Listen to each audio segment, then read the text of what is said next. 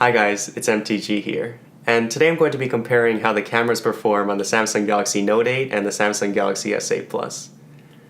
Both cameras are great, but when looking at them closely, is the Note 8's dual camera system that much better than the S8's single camera?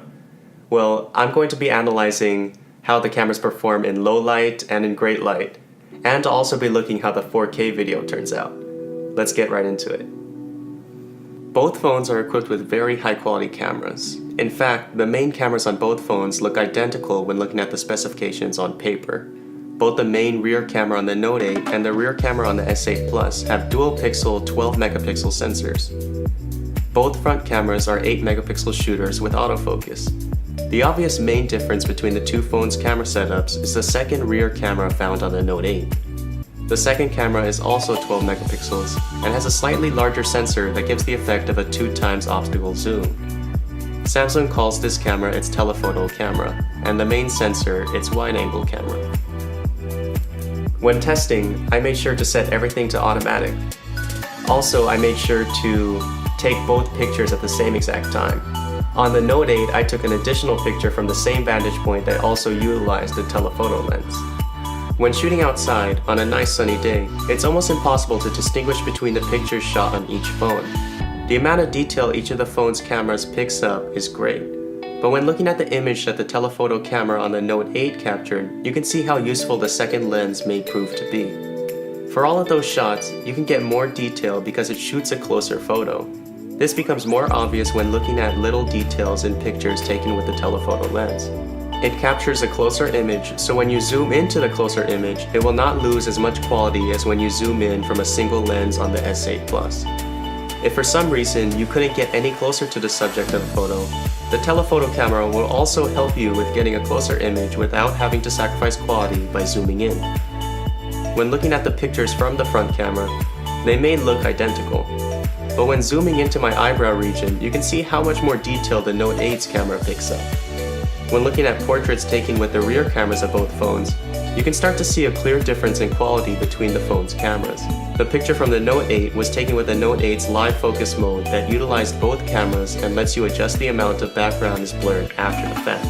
The S8's picture was taken utilizing its selective focus mode that also blurs the background. Videos shot on both cameras were set to maximum quality, which is 4K at 30 frames per second. The S8's camera shows one of Samsung's flaws of oversaturating. The Note 8 appears to improve upon this issue.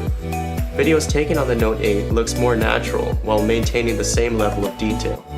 It should also be noted that the telephoto camera also has optical image stabilization, so you can get closer to the subject while keeping the shot nice and smooth. I started to notice a significant difference once it started to get darker. The Note 8 appeared to handle low light a lot better than the S8 did. Looking at this picture of a hallway, it appears that the S8 handles low light by going to the darker areas and attempting to make the colors brighter. When this happens, the picture has a little more noise, and the colors become inaccurate. The Note 8's camera seems to be higher quality because of the fact that it can pick up details in low light. The software on the Note 8 doesn't have to do as much to compensate for the lack of information in low light shots. The images on the Note 8 simply look more accurate. The Note 8 also handles light a lot better than the S8. A major drawback that I noticed when testing the S8 was its inability to handle light sources. Streaks of light start to appear when a light source enters the frame of the S8's camera. The Note 8, on the other hand, handles these without hiccups. The Note 8's main camera begins to obviously differentiate itself when shooting in low light.